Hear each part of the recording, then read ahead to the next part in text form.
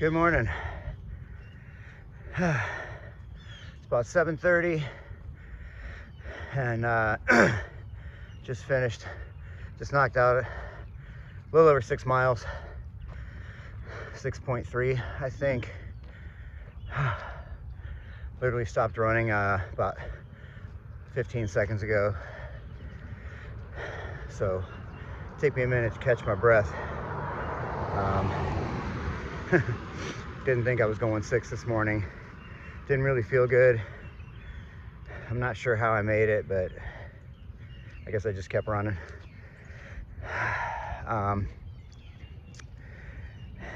It's funny because I never really was a morning person. You know, it was dark when I got out this morning. Never in my life was a morning person, but if I want to get my run in, I pretty much, well, I don't have to, but I want to get it done in the morning before work. So that's kind of what drives me to get up at 5:30 or 6 or whenever I do. But one really super cool thing that comes from that, it's really nice to get out, start running when it's dark and see the little glow on the horizon, you know, and it suddenly gets bright outside, because it was pitch black when I started running this morning. But that was, what, an hour ago. But pretty cool watching the day be born in the morning. Good for my soul, I think, and helps me take my mind off of the run. But what's going on with things that are fast? Actually, the main my main point that I was going to make is about a little over 4 years ago, I started intermittent fasting, which has nothing to do with running. And it sounds pretty fancy, but really it's just restricting how many hours a day you eat. For me, I keep it in an 8-hour window, and I eat between noon and 8 p.m. And most days I cut it off before 8 p.m. But in a nutshell, I guess intermittent fasting is skip breakfast for me. And I'm not gonna claim to be an expert on the science and all that stuff, but there's lots of good health benefits from it. Overall, good thing for you, immune system, health of your cells, all that stuff.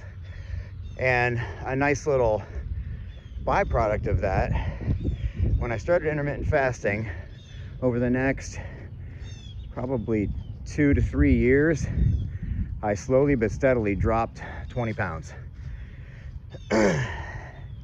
And go figure, you eat less food, you lose a little weight.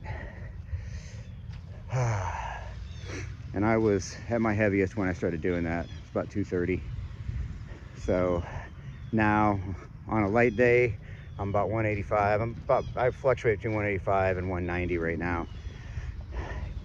But interesting thing about starting to do this intermittent fasting, really made me aware. And let me tell you, before I did this, I was the person who ate all day and all night. I would get out of bed 2 or 3 times a night and go raid the refrigerator. Sometimes in my sleep, make sure I don't get run over by a car here while I cross the street. I would do it in my sleep even. But when I started intermittent fasting, really made me realize, I always thought that I needed food, and like before I did something, I needed that quote unquote fuel. But I don't need anywhere near as much food as I thought I did.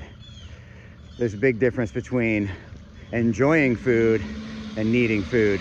And I've learned a lot about that over the past few years. But lately, I take it a step further, and I've done some longer fasts. This week, from the weekend, I just did a 65-hour fast. So I didn't eat anything after Sunday dinner until lunch on Wednesday. And you can look up the benefits of doing a 48 or 60 or 72-hour fast. All sorts of good stuff. Helps your immunity, kind of resets your whole body, puts your body into a different mode when you stop taking in food, where it kind of goes into repair mode. And it's funny, I've found when I do these longer fasts that the first 24 hours are the hardest, and then it actually gets a little easier. I have a couple hunger attacks after that, but man, it really separates the need for food and the desire for food, because the desire of the enjoyment of putting food in my mouth, oh, that's the tough part to deal with. But, you know, make up my mind to do it and just do it.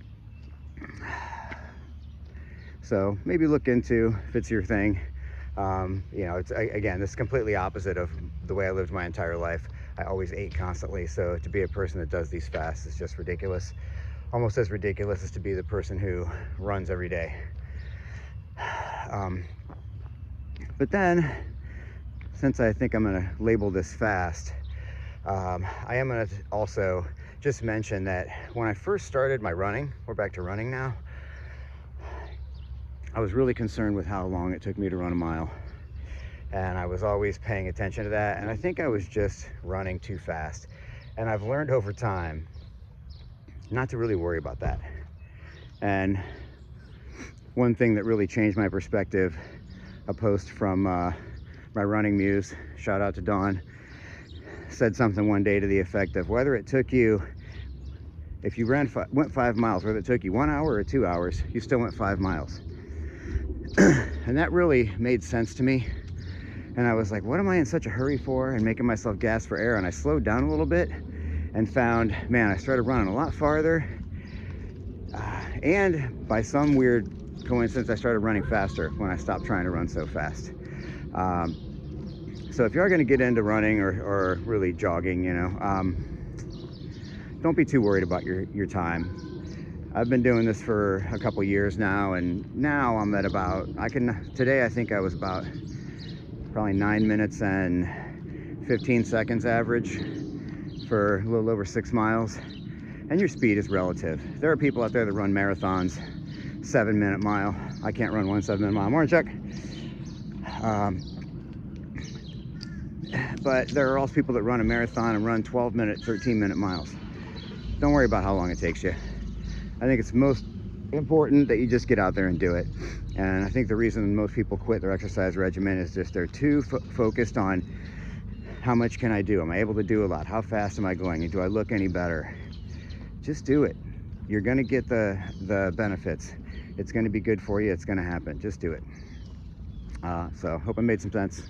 Talk to you guys later.